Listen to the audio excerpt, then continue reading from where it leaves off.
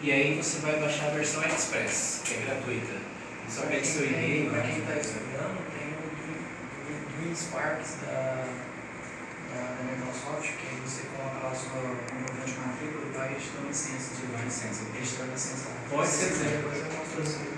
Mas mesmo a versão Express vai ter tudo que a gente precisa, né? Pelo menos nesse conteúdo que a gente vai estudar agora. A versão Express ela vai fazer, acho que quase tudo que a gente quiser, né? A diferença é que às vezes você baixa separado, né? O que vocês vão procurar é desenvolvimento para desktop clássico. Nesse caso, o conteúdo que a gente vai estudar aqui é a linguagem C#. E a gente vai, eu acredito que todo mundo aqui tem uma noção já de lógica de programação, né? Então eu não vou focar muito em questão de lógica, só vou dar uma passada em cima daquilo que a gente precisa entender para a base, para a introdução ao C#, né?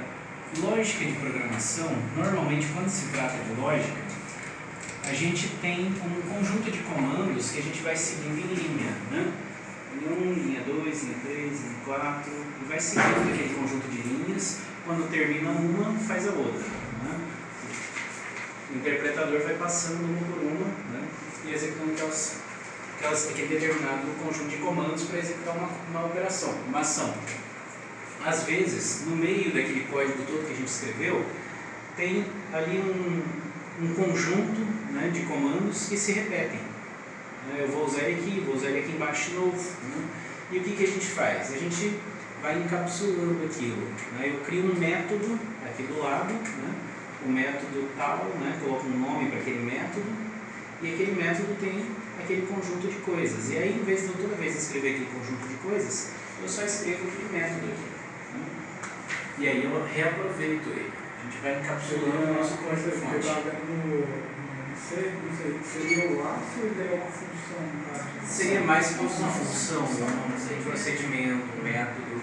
No C# a gente chama mais de método, né? Então eu vou usar mais essa nomenclatura. Bom, essa é uma das coisas. Outra coisa, por exemplo, a ideia de objetos ou classes, né? A gente pode, assim como a gente encapsula métodos, a gente também pode encapsular todo um procedimento. E eu posso utilizar ele mesmo fora daquela rotina que eu estou, fora daquela tela, fora daquele lugar. Né? Se eu encapsular dessa mesma forma em classes.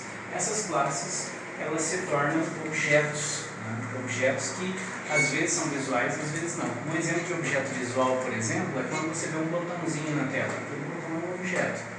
Uma caixa de texto que você digita dentro é um objeto. Alguns objetos você não vê, eles estão lá dentro. Por exemplo, o objeto que faz a assinatura da nota fiscal eletrônica. Você não vê ele, você vê a nota assinada depois, né? Mas você não vê o que aconteceu lá dentro. Esse é um exemplo de objeto que você não vê. É claro que os objetos que a gente vai fazer aqui, a gente vai começar de uma coisa bem mais básica, né? Porque se a gente for fazer uma coisa muito complexa, vai bagunçar a cabeça, né? E a gente não vai entender direito. Então a gente vai começar de coisas simples. O primeiro aplicativo que eu vou escrever aqui, que a gente vai acompanhando, todo mundo vai acompanhando comigo, ele vai ser um aplicativo para console, né? Aquele tipo que rola no prompt de comandos. Parece que vocês vão até ver a telinha preta. E todo mundo está fazendo anotações aí, né? Tá. Eu vou em novo project, eu posso ir por aqui, new project, ou posso vir aqui em cima, file, new project. Se o mouse me obedecer, vou clicar aqui embaixo.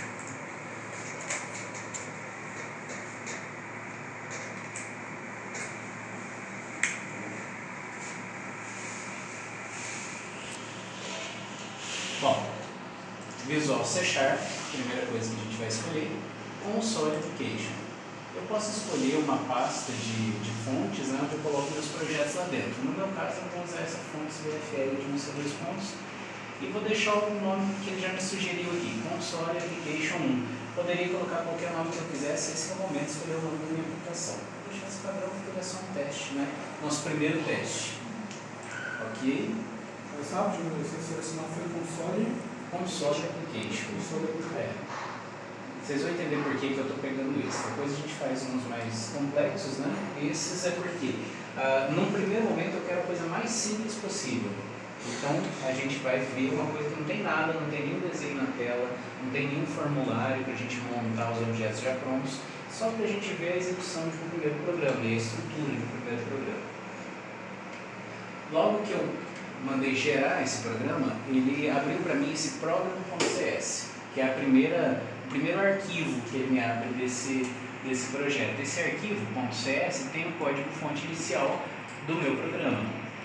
Esses usings aqui são classes do Windows que já estão disponíveis para que eu possa utilizar aqui, né?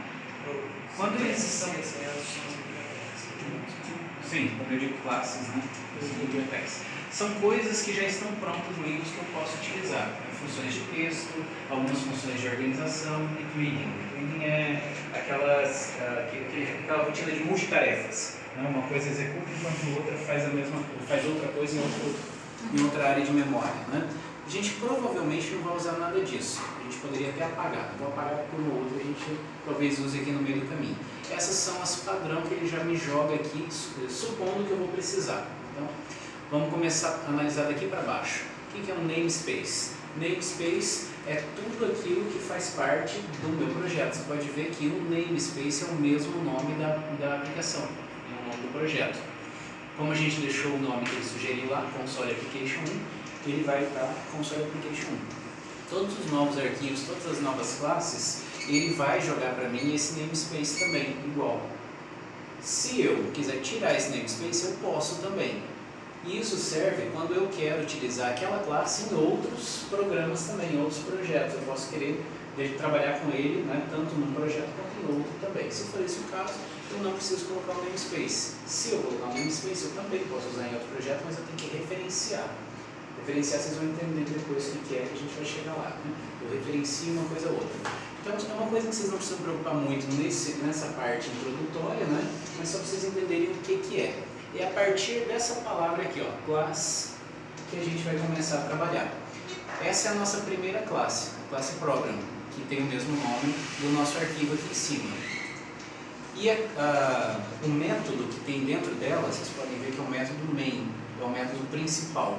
É o primeiro método que o programa vai chamar quando ele entrar aqui dentro. Tudo que a gente quiser que esse programa execute, a gente vai escrever aqui dentro.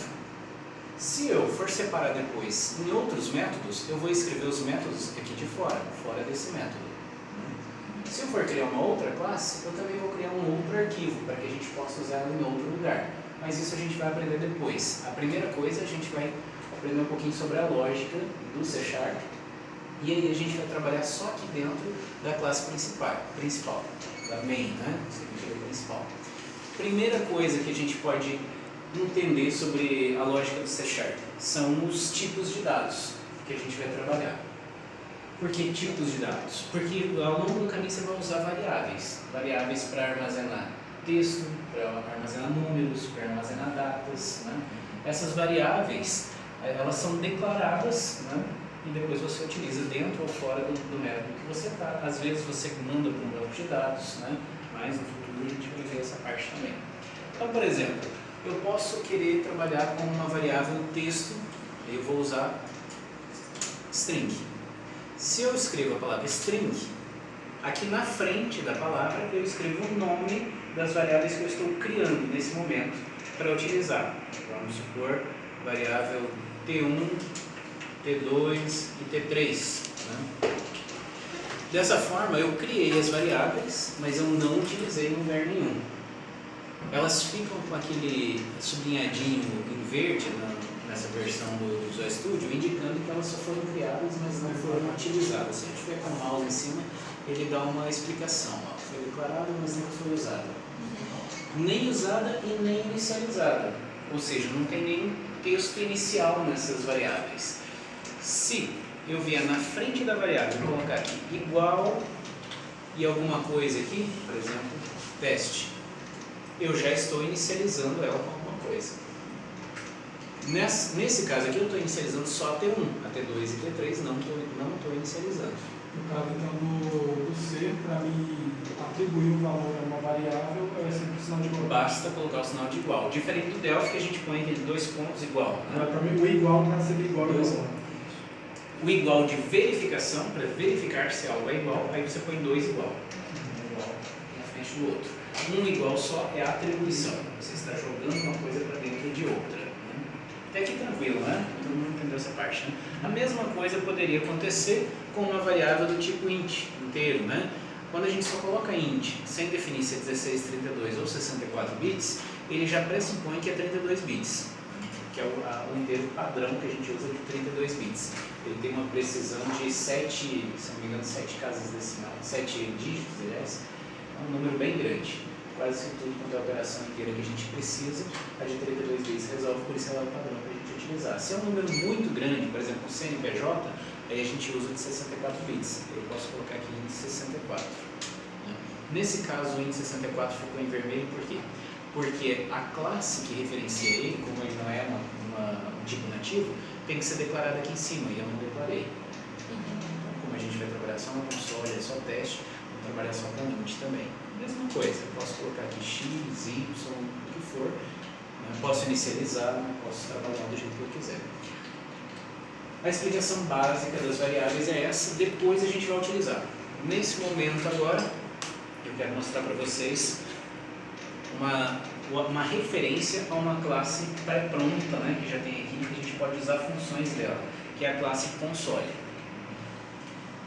Console é uma classe do sistema, né, ela fica dentro do system, e o system está aqui em cima, tá vendo? Então, se eu não tivesse o system declarado lá em cima, eu ia ter que escrever system.console, mas normalmente a gente usa o system, ela sempre usa. E aí eu tenho algumas funções dentro dela que eu posso utilizar. Aqui eu vou usar, em primeira mão, é a writeLine. Essa write depois a gente pode dar uma olhada nela, mas o que interessa para a gente agora é o writeLine, porque a gente vai trabalhar linha por linha. Para vocês terem uma ideia de como que isso vai funcionar, eu abro o parênteses, todo método a gente inicializa abrindo parênteses, e eu posso passar parâmetros. Quando eu desço com a seta, ele me diz que eu posso usar qualquer tipo de parâmetro. Um número inteiro, um número real, uma string. No nosso caso, nós vamos usar uma string. Só que eu não vou colocar uma variável aqui, eu vou já colocar um texto fixo. Já vou colocar entre aspas duplo, é como a gente coloca o texto, né, as strings no C#, e vou escrever alguma coisa, por exemplo, olá C#, um exemplo, né? Ponto e vírgula. E o que isso vai fazer com que aconteça, né, no meu projeto? Deixa eu salvar ele aqui e vamos rodar para ver o que acontece.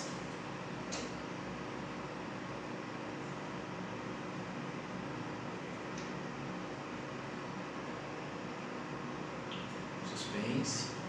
Fiquem de olho que vai ser rápido. Ele executar vai sumir rapidinho. Apareceu a tela preta e logo em seguida sumiu. Não sei se vocês viram, foi com o olho rápido o suficiente, mas na tela preta apareceu escrito olá, C#. Né?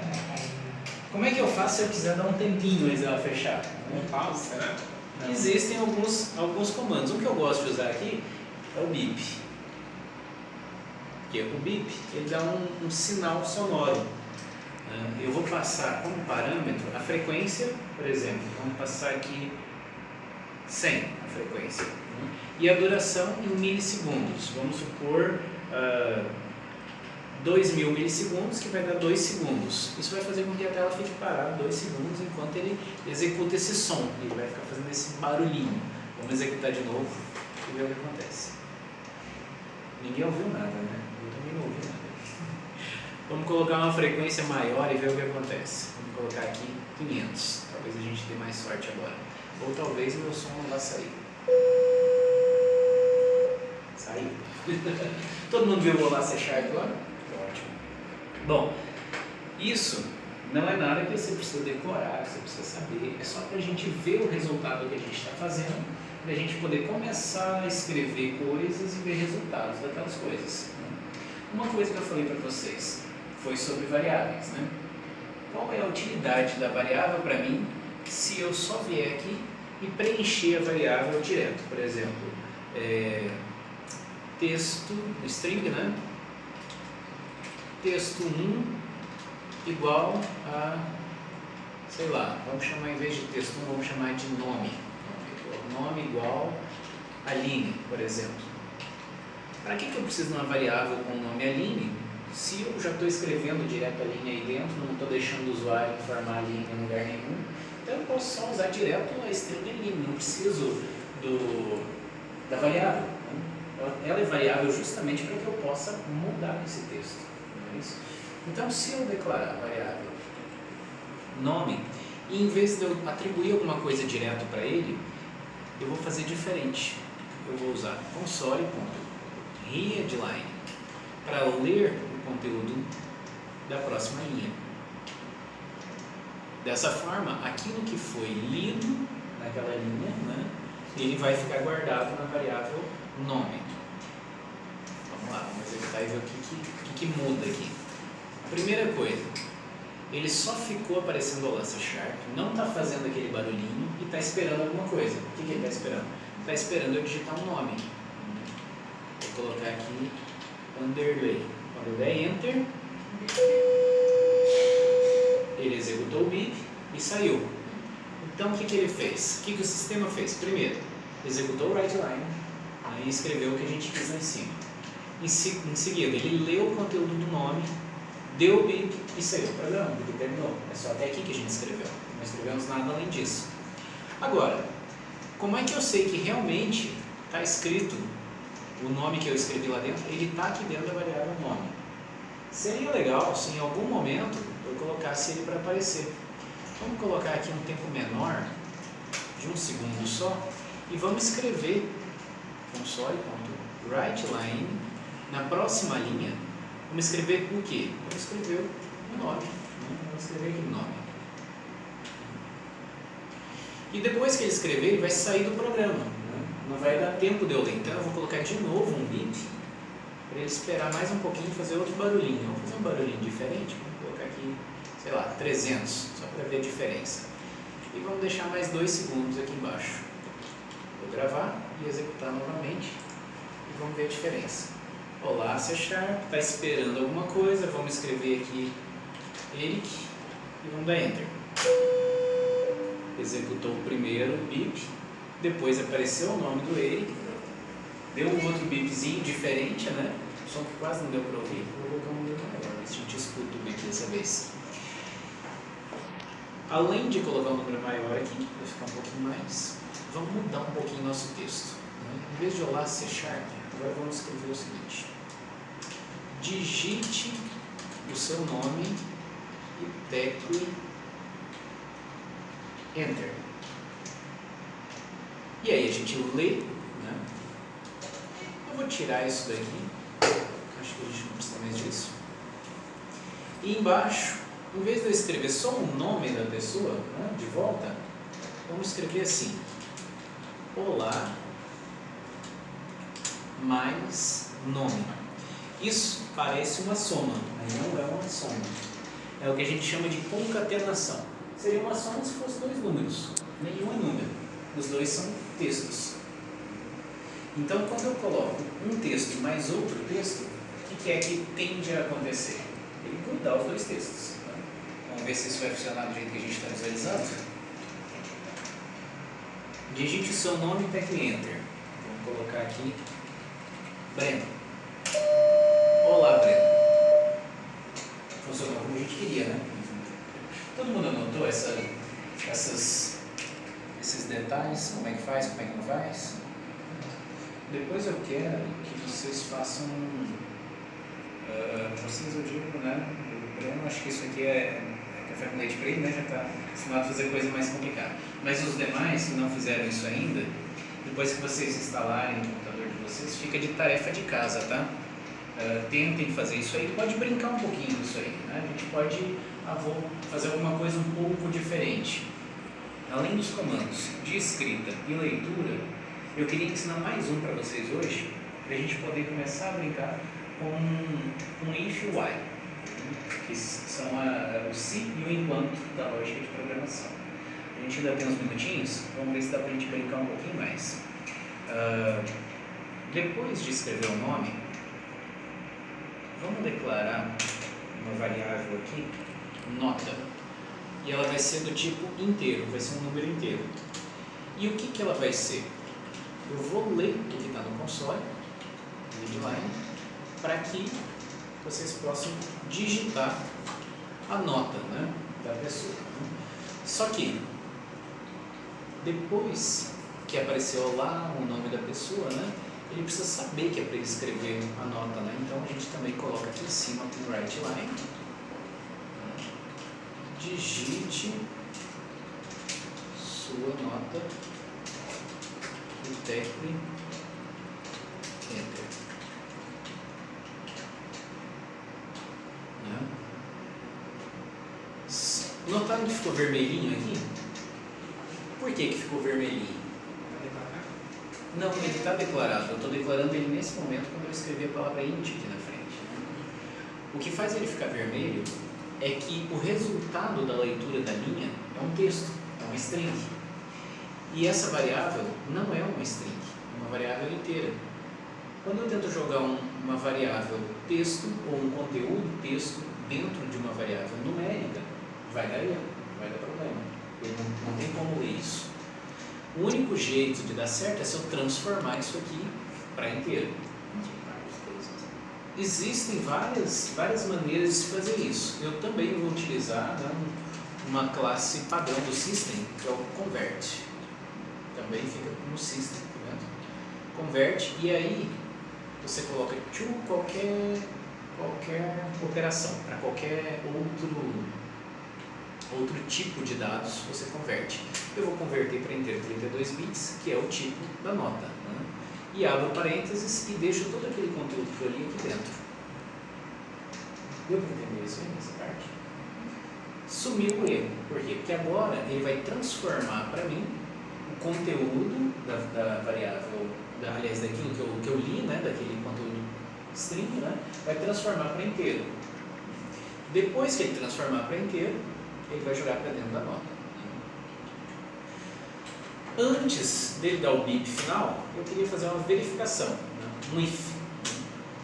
O if a gente coloca entre parênteses e eu estou perguntando, né? Se, estou fazendo uma suposição, se a nota for maior ou igual a 7, aí aqui dentro desse bloco, né, eu escrevo o que eu quero que aconteça. Você viu que o bloco ele inicia e termina, né, do mesmo jeito que a classe, ou que o método, né? A classe e o método também inicia e termina assim, né? com esse símbolo de chave. Aqui mesma coisa, então só se a nota for maior ou igual a 7 ele vai entrar aqui dentro. Eu também posso, dentro desse se, aliás, na continuação desse se, escrever um else, significa se não. Se não, ele entra aqui. Ou seja, se ele entrar aqui, ele não vai entrar aqui. Mas se ele não entrar aqui, ele vai entrar direto aqui. Isso é um bloco condicional. Ou ele vai fazer esse ou esse, nunca os dois. Para a gente saber se entrou ou não, nós vamos brincar um pouquinho mais aqui. Vamos colocar console.writeLine. Você foi aprovado. E aqui, de novo, console.writeLine. Você foi reprovado.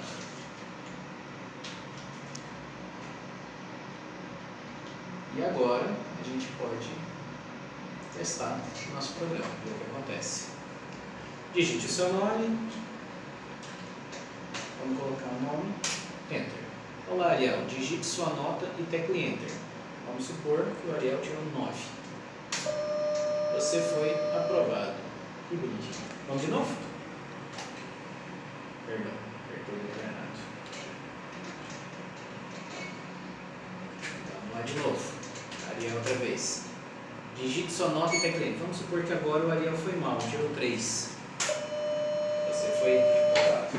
Entenderam, né? Ou ele entra em um ou em outro. Nunca nos dois. Isso é fundamental na programação. Agora, eu vou provocar uma situação de erro.